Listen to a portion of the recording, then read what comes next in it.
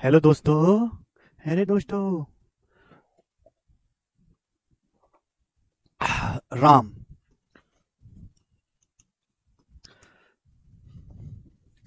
Hello दोस्तों, नमस्ते भाई, गुड इवनिंग। कैसे हैं आप लोग? कैसे हैं? कैसन बा? आह, आज फ्राइडे है। बस मुझे 2 गिलास और लेनी है, फिर उसके बाद मैं मस्त फिल्म देखूंगा। तुमसे बिल्कुल बात नहीं करूंगा। ये बताइए, 121वां सवाल है। एक सिलेंडर की त्रिज्या 120% बढ़ जाती है, इसकी ऊंचाई 40% कम हो जाती है, इसके आयतन में कितने परसेंट का चेंज आएगा? बताइएगा जल्दी।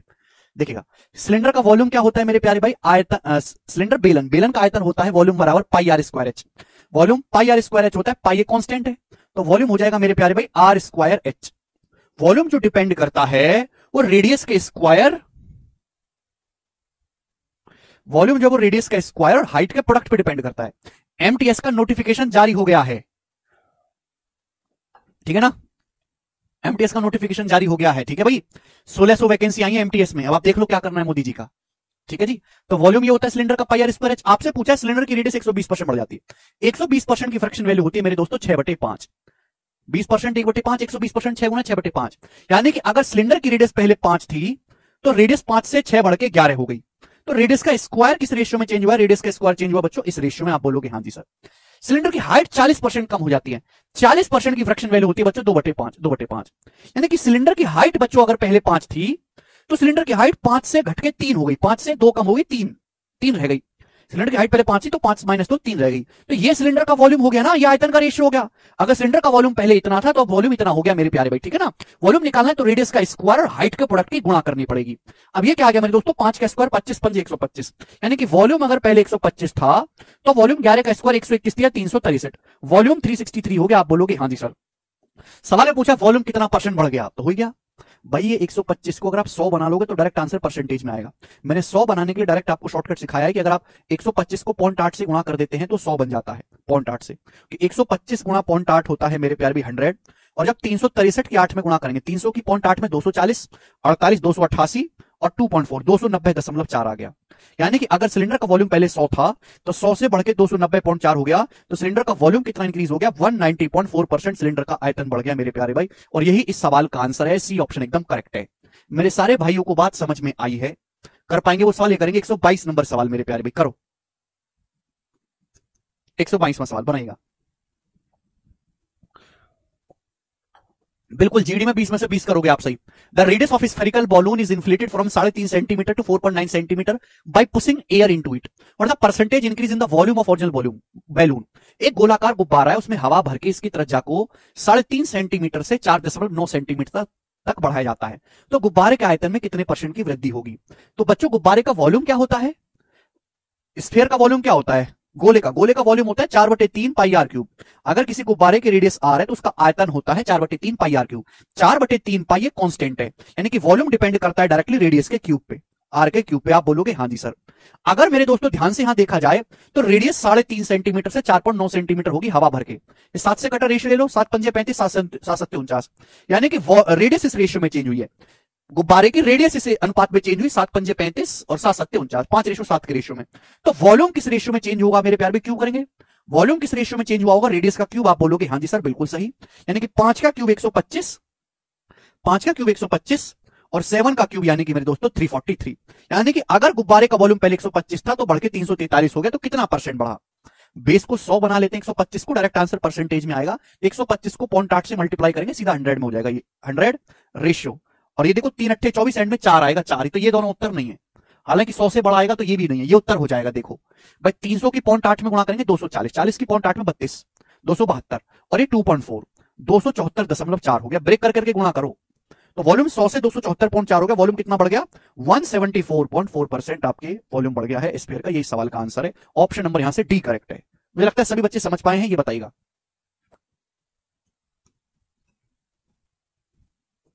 जी, करो बच्चों, इस सवाल का आंसर क्या होगा? मुझे हर एक बच्चे से इस सवाल का आंसर चाहिए, बनाओ।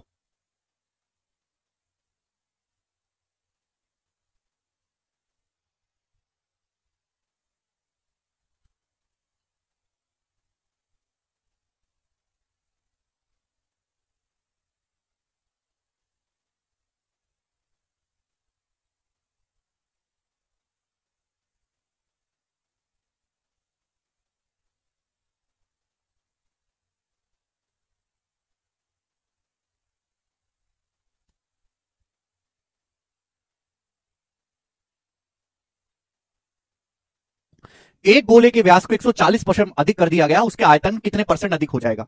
एक गोले के वॉल्यूम को 140% बढ़ा दिया गया, उसका सॉरी व्यास को आयतन कितना परसेंट बढ़ जाएगा? देखिए गोला आप जानते हैं, गोले का जो डायमीटर होता है वो होता है रेडियस का दुगना, व्यास जो होता है वो त्रिज्या का दुगना होता है, दो एक कांस्टेंट है। अगर आपने गोले के व्यास को 140% बढ़ाया है तो गोले की रेडियस भी 140% बढ़ेगी। अगर आपने मेरे प्यारे भाई ध्यान से सुनेगा, गोले के व्यास को 140% बढ़ाया तो रेडियस भी 140% बढ़ेगी। अब 140% की फ्रैक्शन वैल्यू क्या होती है मेरे दोस्तों? 140/100, 14/10। 140% की फ्रैक्शन वैल्यू 140/100, 14/10। यानी कि अगर ये स्फीयर है ना, स्फीयर की रेडियस अगर 10 थी तो 10 से बढ़ के 24 हो गई, 10 से बढ़ के 24 होगी। आप बोलोगे जी सर, कुछ बच्चे कहेंगे सर आपने 7/5 क्यों नहीं लिखा? क्योंकि 7/5 में मुझे फिर से कैलकुलेशन करनी पड़ेगी। बेस अगर 10 रहता है तो कैलकुलेशन करने में आसानी रहती है, इसलिए मैंने बेस को 10 ही रहने दिया। 140% का फ्रैक्शन 140/100, 14/10 ही होता है। रेडियस 140% बढ़ गई, यानी कि अगर रेडियस 10 थी तो 14 बढ़ के 24 होगी। रेडियस इस रेशियो में चेंज हुई है। तो सिलेंडर का वॉल्यूम किस रेशियो में चेंज हुआ होगा बच्चों? वॉल्यूम। तो वॉल्यूम रेडियस के क्यूब पे डिपेंड करता है। अभी स्फीयर का जो वॉल्यूम होता है, गोले का आयतन, वो रेडियस की पावर 3 पे डिपेंड करता है। आप बोलोगे हाँ जी सर, यानी कि 10 का क्यूब हो गया 1000, और मैंने आपको 25 तक क्यूब याद करने के लिए बोला, 24 का क्यूब हो गया 13,824। ये हो गया। आप बोलोगे हाँ जी सर बिल्कुल सही। बेस अगर 100 होता है तो डायरेक्ट आंसर परसेंटेज में आता है। मैं 1000 को अगर 100 बनाना है तो 10 से भाग देना होगा, 10 से भाग दूंगा 100 हो जाएगा, या 10 से भाग दूंगा 1382.4 हो जाएगा। यानी कि वॉल्यूम अगर पहले 100 था तो 100 से बढ़ के इतना हो गया, तो बढ़ा कितना? 1282.4 बढ़ गया, 1282.4 वॉल्यूम बढ़ गया, परसेंटेज में यही आ जाएगा 1282.4%। ए ऑप्शन इसका आंसर है। नोनी नखर बहुत बढ़िया, आयुष भाई बहुत बढ़िया, आगे चलेंगे जल्दी से, ये करेंगे मेरे पर। बहुत अच्छा सवाल है, प्यारा सवाल है बच्चों, देखते कितने बालक इसको कर पाएंगे। करो।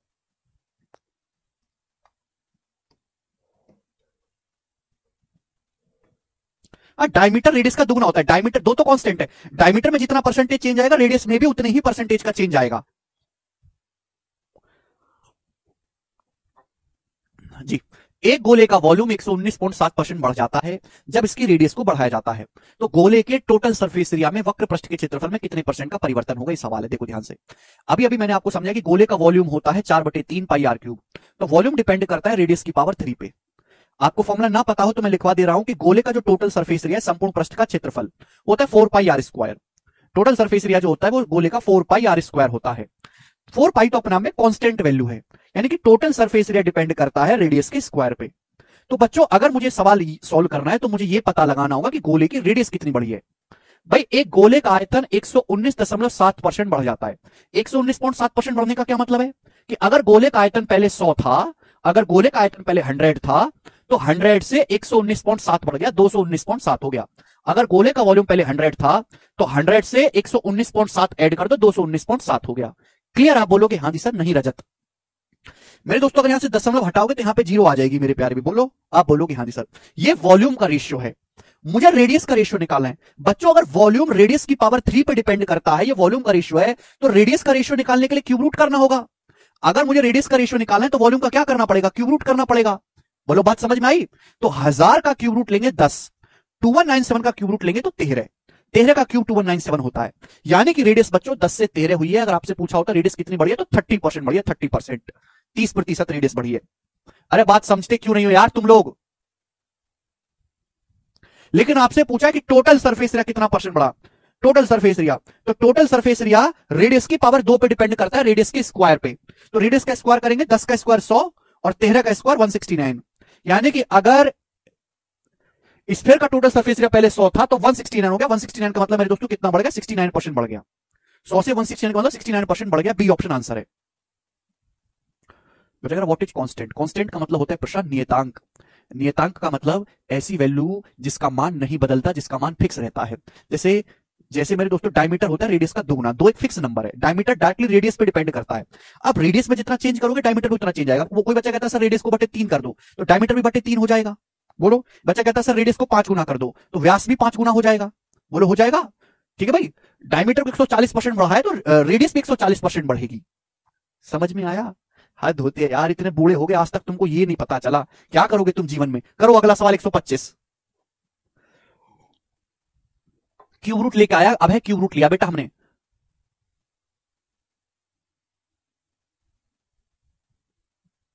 सर 120 क्यों नहीं माना? 119.7 की एग्जैक्ट कैलकुलेशन करनी है सुपिंदर, क्यूब रूट कैसे लोगे फिर? जी, एक बेलन का आयतन 43% बढ़ जाता है जब इसकी ऊंचाई को 15 से ही 5/13% कम किया जाता है। तो बेलन के कर्व सरफेस एरिया में कितने परसेंट का चेंज आएगा? This is from the classical question बच्चों, क्लासिकल सवाल। देखो मैं बात आपको समझा चुका हूं कि सिलेंडर का वॉल्यूम होता है pi r square h, cylinder का volume pi r square h होता है। अब पाई तो अपने आप में फिक्स वैल्यू है 22/7, यानी कि सिलेंडर का वॉल्यूम डिपेंड करता है रेडियस का स्क्वायर और हाइट के प्रोडक्ट पे।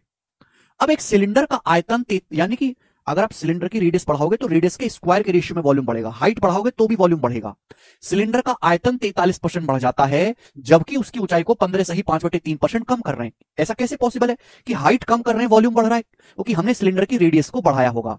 तो मैं यही जानना चाहता हूं कि सिलेंडर की रेडियस को कितने परसेंट बढ़ाया गया है। बच्चों अगर मैं हाइट यहां गुणा में है, इधर ले जाऊंगा तो बटे में आ जाएगा। वॉल्यूम के रेशियो को अगर हाइट के रेशियो से भाग दिया जाए तो रेडियस के स्क्वायर का रेशियो आएगा। एक सिलेंडर का आयतन 43% बढ़ जाता है, 43% की फ्रैक्शन वैल्यू 43/100, यानी कि अगर सिलेंडर का वॉल्यूम अगर 100 था पहले, तो 100 से बढ़ के 143 हो गया, 143 हो गया सिलेंडर का वॉल्यूम। ठीक है ना? इसकी ऊंचाई को, सिलेंडर की ऊंचाई को जो है 15/5/13% कम किया जाता है। 15/5/13% की फ्रैक्शन वैल्यू होती है 2/13। 15/5/13 का मतलब क्या है? 15 गुणा 13 195, 195 5 200, 200/13% का मतलब 2/13 हो गया। तो यानी कि सिलेंडर की हाइट को 2/13 कम किया जाता है, यानी कि सिलेंडर की हाइट अगर पहले 13 थी तो 13 से 2 कम होकर सिलेंडर की हाइट 11 हो गई। 11 हाइट अगर 13 थी तो 13 से 2 कम होकर 11 होगी, बट 13 आ रहा गधो। तो सिलेंडर की रेडियस किस रेशियो में चेंज हुई है? वॉल्यूम के रेशियो को हाइट के रेशियो से जब हम भाग देंगे तो हमें यह पता लग जाएगा कि रेडियस का स्क्वायर किस अनुपात में बदला है। भाग दो। अब दो रेशियो को डिवाइड करने का शॉर्टकट तरीका सिखाया है कि ऐसे क्रॉस मल्टीप्लाई कर देते हैं, ऐसे क्रॉस मल्टीप्लाई सिखाया। दो रेशियो को डिवाइड करने का शॉर्टकट तरीका। आप बोलोगे हाँ सर सिखाया है, पर हम भूल गए। ठीक है ना? 143 गुणा 13, आप बोलोगे हाँ जी सर बिल्कुल सही, ये हो गया। अब बताओ बच्चों, 11 से 143 कितनी बार चला गया? 13 बार। 13 बार चला गया तो कितना आ गया? 100 रेशियो 13 गुणा 13 169। 100 रेशियो 13 गुणा 13 कितना आ गया? 169 आ गया, यानी कि रेडियस का स्क्वायर चेंज हुआ है 100 रेशियो 169 इस रेशियो में। 100 रेशियो 169 आप बोलोगे हाँ जी सर। तो मैं रेडियस का रेशियो क्या आएगा? रेडियस का रेशियो अंडर रूट लेंगे। अरे कदो ये रेडियस के स्क्वायर का रेशियो, रेडियस का रेशियो क्या होगा? 100 का अंडर रूट 10 और 169 का 13, यानी कि सिलेंडर की रेडियस इस रेशियो में चेंज हुई है 10 से 13। यानी कि अगर ये पूछा होता सिलेंडर की रेडियस कितनी बढ़ी है तो 10 से 13 होगी, 30% बढ़ गई, 30%। लेकिन ये नहीं पूछा। सवाल इसके आगे एक और बना दिया है, बोला है बेलन के कर्व सरफेस एरिया में परसेंटेज बताओ। देखो बच्चों, सिलेंडर का जो कर्व सरफेस एरिया होता है ना, वक्र पृष्ठ का क्षेत्रफल, मुझे पता है आप लोगों को फॉर्मूले कुछ याद नहीं है, इसलिए मैं लिख के बता रहा हूं। सिलेंडर का कर्व सरफेस एरिया होता है 2 पाई आर एच। अब 2 पाई अपने आप में कांस्टेंट है, फिक्स वैल्यू है। 2 पाई को इग्नोर करो, यानी कि कर्व सरफेस एरिया डिपेंड करता है रेडियस इनटू हाइट के प्रोडक्ट पे। यानी कि अगर मुझे कर्व सरफेस में चेंज निकालना है, आयुष बेटा तुम तो पढ़ाई छोड़ ही दो भाई। आयुष है, जन आकाश है, ये दो बालक इतने बेकार है भाई, इतने बेकार हैं कि भाई मतलब मैं कल्पना ही नहीं कर सकता कितने बेकार हैं। ये हुआ कर्व सरफेस एरिया। दुष्ट 15/5/13 को क्या लिखेंगे? 15/5/13 का मतलब 13 गुणा 15 195 और 5 200/13%। 200/13% को ही तो अब 2/13 बोलते हैं। परसेंट मतलब 1/100, 2 जीरो से 2 जीरो कट जाएगा। नहीं समझ आ रहा तो जाकर भाड़ में जाओ, तुम भाड़ में जाओ, कलंक राक्षस कहीं के। तो कर्व सरफेस एरिया आया है ये। क्या इसमें समझना क्या है यार? हद होती है। हर एक चीज बता दी कि भाई ये वॉल्यूम है, ये हाइट है, ये रेडियस है, इसकी फ्रैक्शन वैल्यू ये है, ये बढ़ा, वॉल्यूम को हाइट से भाग करोगे रेडियस का स्क्वायर आएगा, अंडर रूट लेना होगा, ये कर्व सरफेस है। क्या बताएं? कर्व सरफेस निकालना है तो रेडियस के रेशियो को हाइट के रेशियो से गुणा करनी होगी। रेडियस किस रेशियो में चेंज हुई है? रेडियस 10 से 13 होगी, रेडियस 10 से 13। हाइट किस रेशियो में चेंज हुई है? हाइट 2/13 घटाई गई है। हाइट 2/13 घटाई। हाइट अगर पहले 13 थी, हाइट अगर पहले 13 थी तो 13 से 11 हो गई। इन दोनों रेशियो की गुणा करनी, गुणा कैसे भी कर लो मेरे दोस्तों, गुणा करनी, दोनों रेशियो जब गुणा करेंगे तो 13 13 कट जाएगा। यानी कि कर्व सरफेस एरिया इस रेशियो में चेंज हुआ। कर्व सरफेस एरिया, देखिए कर्व सरफेस एरिया अगर 10 था तो 10 से 11 हो गया, तो कितना बढ़ गया? 1/10 बढ़ गया, और 1/10 का मतलब 10%। कर्व सरफेस एरिया 10% बढ़ गया है। सी ऑप्शन इसका आंसर है। लास्ट सवाल देखेंगे इस सीट का, लास्ट सवाल। देखो खून चूस लिया यार, पता नहीं बालक है कि जानवर हैं, हद होती है, किसी चीज की हद होती है यार। जी 126 नंबर सवाल।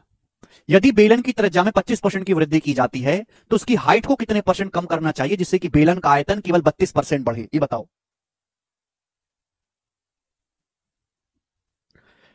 लास्ट सवाल बहुत बेहतरीन है कि एक बेलन की रेडियस 25% बढ़ जाती है, हाइट को कितना परसेंट कम करना चाहिए कि बेलन का आयतन केवल 32% ही बढ़े। देखिए सिलेंडर का वॉल्यूम होता है पाई आर स्क्वायर एच, ये वॉल्यूम होता है। पाई अपने आप में फिक्स वैल्यू जिसका मान होता है 22/7, यानी कि सिलेंडर का वॉल्यूम तभी बदलेगा जब आप रेडियस और हाइट को बदलोगे। पाई तो बदल ही नहीं सकता ना, पाई फिक्स। वॉल्यूम कब बदलेगा? वॉल्यूम डिपेंड करता है रेडियस के स्क्वायर। जब रेडियस बदलोगे किसी सिलेंडर की वॉल्यूम भी बदलेगा, हाइट छेड़ोगे तो भी वॉल्यूम बदलेगा। यानी कि पाई के होने ना होने से वॉल्यूम पे कोई फर्क नहीं पड़ता, वॉल्यूम का मान केवल रेडियस के स्क्वायर और हाइट पे डिपेंड करता है। समझ में? आप बोलोगे हाँ जी सर बिल्कुल सही, ये हो गया।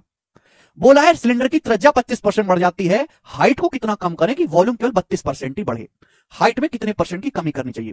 तो हाइट में चेंज पूछा है, कैसे आएगा? जब आप वॉल्यूम के रेशियो को रेडियस के स्क्वायर के रेशियो से भाग दोगे तो हाइट में चेंज आएगा। कंसेप्ट क्लियर हो गया? अब एक बात बताओ, सिलेंडर का वॉल्यूम केवल 32% बढ़ाना है, वॉल्यूम कितना बढ़ाना है? केवल 32%। अब 32% की फ्रैक्शन वैल्यू होती है बच्चों 8/25। 4% 1/25 होता है, 32% 8/25, यानी कि वॉल्यूम अगर पहले 25 था तो 25 से 8 बढ़ के 33 हो गया। सिलेंडर की रेडियस कितनी बढ़ानी है बच्चों? 25%, यानी कि 1/4। 25% का मतलब बच्चों 1/4। 1/4 का मतलब 1/4 का मतलब रेडियस अगर 4 थी तो 4 से बढ़ के 5 हो गई। तो बच्चों रेडियस का स्क्वायर किस रेशियो में चेंज हुआ? जब स्क्वायर करेंगे तो 4 का स्क्वायर 16, 5 का स्क्वायर 25। आप बोलोगे हाँ जी सर बिल्कुल सही आ गया। मुझे निकालना है कि हाइट किस अनुपात में चेंज हुई। हाइट का रेशियो क्या है? तो वॉल्यूम के रेशियो को रेडियस के स्क्वायर के रेशियो से भाग करना है। तो भाग तो ऐसे क्रॉस मल्टीप्लाई, 25 गुणा 25 625, 25 गुणा 25 आ गया जी 625, और 16 गुणा 33 कितना आएगा बच्चों? 16 की पहले 30 में गुणा कर लो 480, फिर 16 उसमें 16 थी 48 जोड़ लो 528, तो 625 से 528 हो गया मेरे प्यारे भाई। आप बोलोगे हाँ जी सर बिल्कुल सही, ठीक है ना? तो बताओ हाइट कितना डिक्रीज हो गई है? 625 से 528 हो गई है, तो 97 डिक्रीज हुआ है, 97 ओवर 625, और परसेंटेज में इंटू 100%। आप बोलोगे हाँ जी सर ये आ जाएगा। क्लियर है? बस हमें कैलकुलेशन करनी है और कुछ भी नहीं है। ठीक है बच्चों, आप बोलोगे हाँ जी सर। 25 चौका 100, 25 चौका 100, 25 पंजे 125, नीचे 25 आ रहा है। नीचे 100 बनाने के लिए 4 से गुणा कर देते हैं। अगर देखो 25 से भाग करने का बड़ा आसान तरीका है, किसी भी संख्या को 25 से भाग देना हो ना, जैसे 31 को भाग देना है 25 से, तो बड़ा आसान तरीका है कि ऊपर नीचे 4 से गुणा कर दो। ओके, 31 चौका होगा 124 और नीचे बन जाएगा 100। 100 को 100 से भाग देंगे तो 2.124। ये आसान तरीका है। 25 से भाग देना है तो 4 से गुणा कर ददो, अब सिंपल सा। तो 97 गुणा 16 कितना आएगा? 1600 से कितना आएगा भाई? 48 कम आएगा, तो यानी कि 15.52, 15.52% डिक्रीज हो जाएगा। 15.52 सी ऑप्शन आंसर है, 15.52।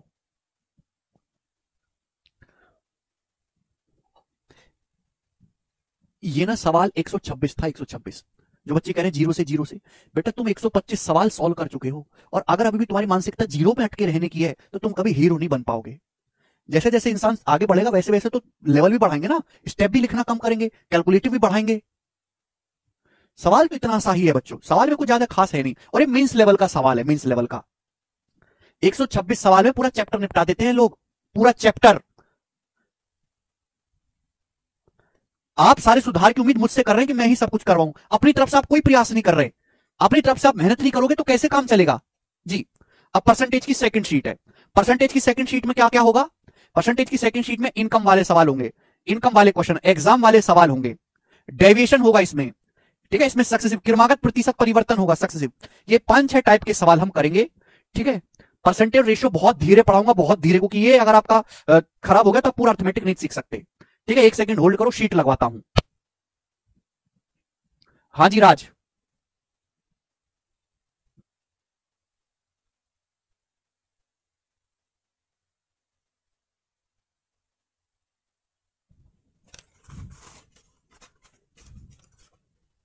आमी खाओगे दोस्त?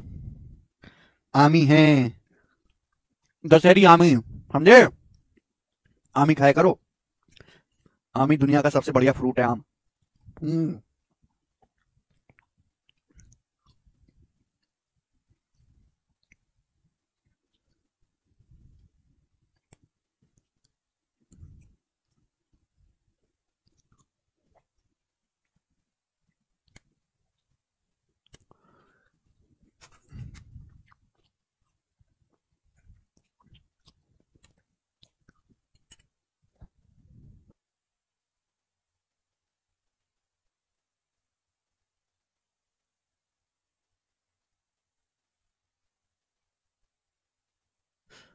जी बच्चों, पहले जो 4 सवाल हैं वो रिवीजन के तौर पर हैं, पहले 4 सवाल, ठीक है। आपकी पहली शीट का रिवीजन है, बताओ जी, पहले जो 4 क्वेश्चन, इन क्वेश्चंस का आंसर क्या होगा? जल्दी से बनाइएगा आप लोग, करो।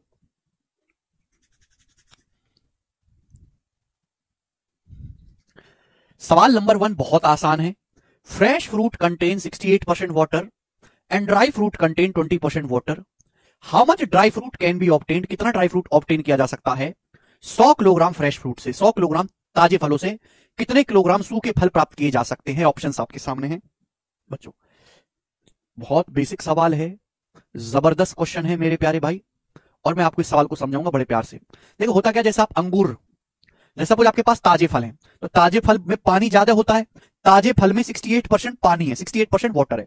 अब ताजे फल को धूप में रख दोगे तो सूख जाएंगे, अंगूर को धूप में रख दो मुनक्का बन जाएंगे, सूखे सूखे से हो गए। अब इनमें पानी कितना, इनमें केवल पानी 20% है। तो आपसे पूछा है कि 100 किलोग्राम अगर हम ताजे फलों को धूप में रख देंगे तो कितने किलोग्राम सूखे फल प्राप्त किए जा सकते हैं?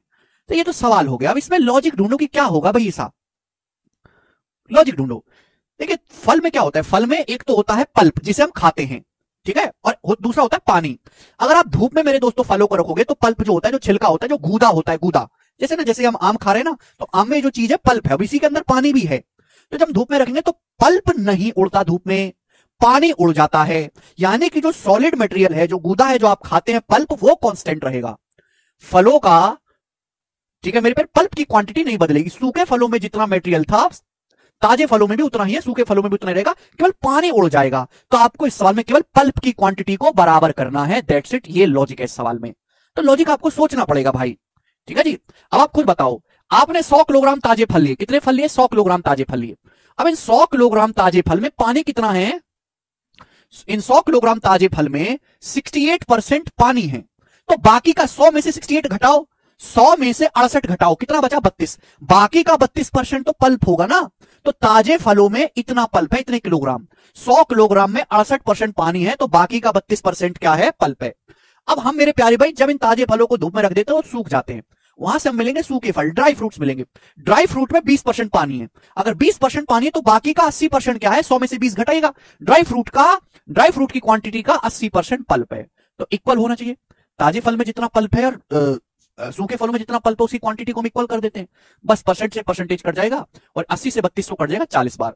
तो ड्राई फ्रूट्स की जो क्वांटिटी है 40 किलोग्राम आ गई, और यही सवाल का आंसर हो जाएगा। 100 किलोग्राम ताजे फलों से 40 किलोग्राम सूखे फल मिलेंगे। डी ऑप्शन आंसर है। सभी बच्चों को समझ में आया है, ठीक है जी। आगे चलते हैं नेक्स्ट की तरफ। सवाल नंबर आपके सामने आएगा बच्चों 2, ये बताइएगा, बहुत ही प्यारा सवाल है, करेंगे, जल्दी बनाओ।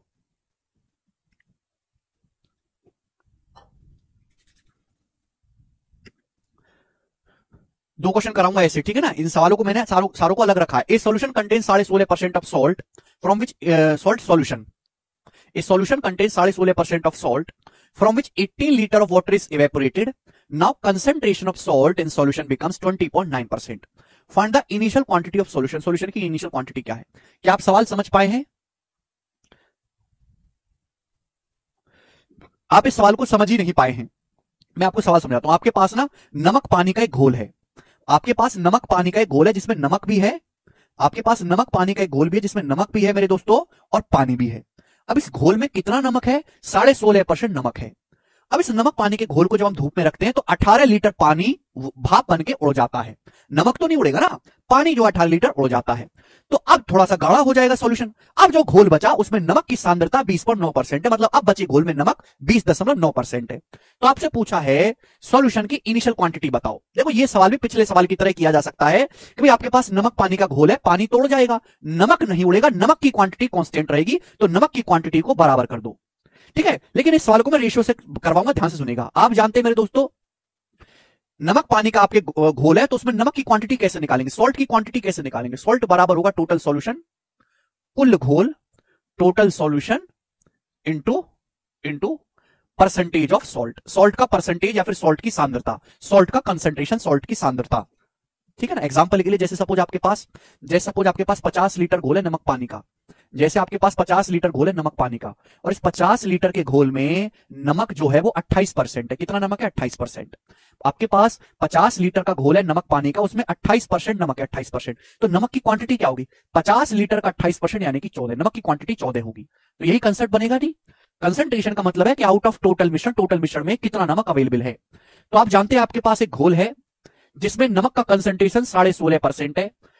18 लीटर पानी वाष्प बन के उड़ जाता है। अब बचे घोल में नमक की जो कंसंट्रेशन, नमक की सांद्रता, वो 20.9% हो जाती है। आपसे पूछा है विलयन की प्रारंभिक मात्रा कितनी थी बच्चों। सॉल्यूशन में जितना नमक पहले था आज भी उतना ही नमक रहेगा, नमक की क्वांटिटी फिक्स रहेगी। जितना नमक पहले था आज भी उतना ही नमक रहेगा, नमक की क्वांटिटी नहीं बदलने वाली। पिछले सीट में कंसेप्ट समझाया है कि दो संख्याओं का प्रोडक्ट अगर कांस्टेंट है, एक संख्या जिस रेशियो में बदलेगी दूसरी उसकी रिवर्स रेशियो में बदलेगी। कंसंट्रेशन किस रेशियो में चेंज हुआ है बताओ बच्चों, किससे कट रहा है? अभी कंसंट्रेशन किस रेशियो में चेंज हुआ है? 11 से कट रहा है। 11 से 165 15 बार, 11 कम 11 9 11 19 बार, 15:19 में। तो सॉल्यूशन की जो क्वांटिटी है वो रिवर्स रेशियो में चेंज हुई होगी 19:15, 19:15 के रेशियो में। आप बोलोगे हाँ जी सर ये 11 से कट रहा है, 165 11 गुणा 15 होता है। यानी कि अगर सॉल्यूशन पहले 19 था तो 19 से 15 हो गया, सॉल्यूशन कितना कम हुआ? 4 यूनिट। जबकि सॉल्यूशन कम कितना हुआ? 18 लीटर। 18 लीटर पानी जो है हब बढ़ के उड़ गया। तो 4 की वैल्यू 18 लीटर है, कितने गुना? 4.5 गुना। 4 गुना 4.5 18।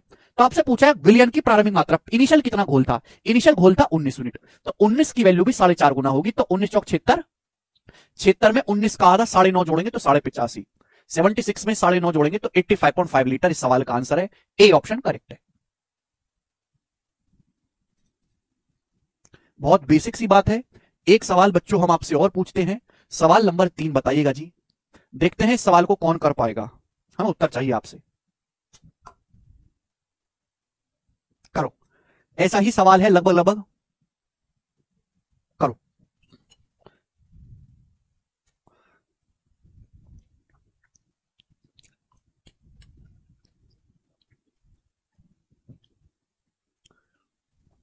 करिए जी। 4 की वैल्यू 18 लीटर है, 1 की वैल्यू आएगी ज्योति 18/4। 18/4 को 4.5 कहते हैं। हाँ जी मानव, संजू गणेश ये सबको थोड़ा धीरे समझाएं प्लीज। संजू एक सवाल को 5-6 मिनट में समझा रहा हूं मैं, कोई कोई सवाल 10 मिनट में भी समझा रहा हूं। अब अगर आपको एक सवाल को 10 मिनट से भी धीरे समझना है तो भैया मैं उस टाइप का मास्टर नहीं हूं। आप किसी बुढ़े ठेड़े मास्टर से पढ़ लो जिसकी आवाज ना निकलती हो, या जो ऊर्जाहीन व्यक्ति हो, ठीक है ना, ऊर्जाहीन व्यक्ति से पढ़ लो जिसमें कोई एनर्जी ना हो, तुम्हारे जैसे, ठीक है।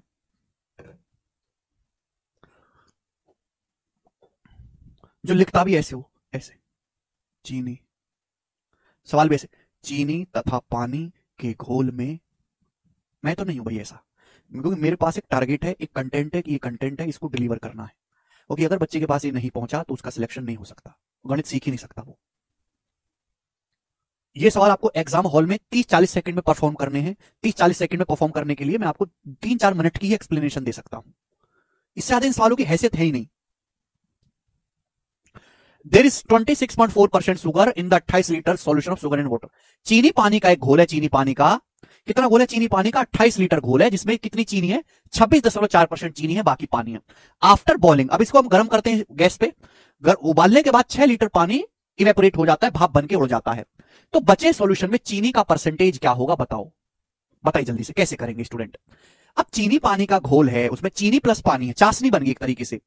अब जब आप उसको स्टोव पे गर्म करेंगे तो पानी तोड़ जाएगा भाप बन के, चीनी तो वहीं जमी रहेगी ना बर्तन में, तो चीनी की क्वांटिटी नहीं बदलने वाली। यानी कि बर्तन में अगर मुझे शुगर की मात्रा निकालनी है, क्वांटिटी ऑफ शुगर क्या होगा? तो क्वांटिटी ऑफ शुगर होगा मेरे प्यार भी टोटल सॉल्यूशन, शुगर की मात्रा क्या होगी मेरे दोस्तों? Total solution into percentage of sugar. ये तो होगा शुगर की मात्रा, ये तो होगी टोटल सॉल्यूशन, उसमें शुगर का परसेंटेज क्या है। चीनी की मात्रा नहीं बदलेगी, जितनी चीनी पहले थी आज भी उतनी ही चीनी रहेगी। आपके पास चीनी पानी का 28 लीटर सॉल्यूशन था, 28 लीटर आपने गर्म किया उसको गैस पे, 6 लीटर उड़ गया तो कितना रह गया? 22 लीटर रह गया। तो 28 से 22 लीटर रह गया, किस रेशियो में? दो संख्याओं का प्रोडक्ट कांस्टेंट है, एक संख्या जिस रेशियो में होगी दूसरी उसके रिवर्स रेशियो में चेंज होगी। घर से पढ़ के आया करो वरना बिल्कुल मत आया करो, कोई जरूरत नहीं है। 14:11 रेशियो क्या होगा? 14:11। तो कंसंट्रेशन का रेशियो, चीनी के कंसंट्रेशन का रेशियो रिवर्स होगा 11:14। आप बोलोगे हाँ जी सर ये रिवर्स होगा 11:14। पहले चीनी का कंसंट्रेशन कितना था? 26.4%। 11 की वैल्यू 26.4% है, कितने गुना है भाई साहब? कितने गुना है? 11 से भाग करो, 26.4 को 11 से भाग करते हैं, 11 दूनी 22, 4 बचे 11 चौक 24, 2.4 गुना है। 11 में 2.4 से मल्टीप्लाई करोगे तो 26.4 आएगा, ठीक है। तो 14 की वैल्यू मेरे प्यारे भाई, 14 की वैल्यू भी 2.4 गुना होगी, 14 की वैल्यू भी 2.4 टाइम्स होगी। तो 14 दूनी 28 और 14 की 0.4 में 5.6, 28 में 5.6 जोड़ेंगे तो 33.6%, 33.6% इस सवाल का आंसर है। डी ऑप्शन करेक्ट है। आसान नहीं था, बताइए। बिल्कुल सही उत्कर्ष। 14 में 7 आता है, 7 का मल्टीपल भी चेक कर सकते हैं। 10 सेकंड का सवाल था। अब पिछले सवाल की तरह तो है, बस वहां सॉल्यूशन की क्वांटिटी पूछी है या कंसंट्रेशन पूछा है। ठीक है, चलो आगे चलेंगे। सवाल नंबर है मेरे दोस्तों आपके सामने 4। ठीक है, उसके बाद हम अगला टाइप शुरू करेंगे। और ये देखो थोड़ा सा ट्रिकी क्वेश्चन है, मैं इसको बहुत धीरे धीरे समझाऊंगा। मैं पहले आपको टाइम देता हूं खुद से सोचने का, कि आप खुद सोचो पहले, बताइए, करो खुद से सोचो पहले, पढ़ो इस सवाल का मतलब क्या है। 22 कहां से आया सर? विकास सवाल क्यों नहीं पढ़ते? अगर बच्चों आपको किसी बात में कोई डाउट आता है तो सवाल पढ़ो। 28 लीटर घोल था चीनी पानी का, घोल को गर्म करके 6 लीटर पानी उड़ा दिए, तो 28 में से 6 लीटर पानी उड़ा दिए तो शेष घोल बचा 22 लीटर ही तो बचेगा।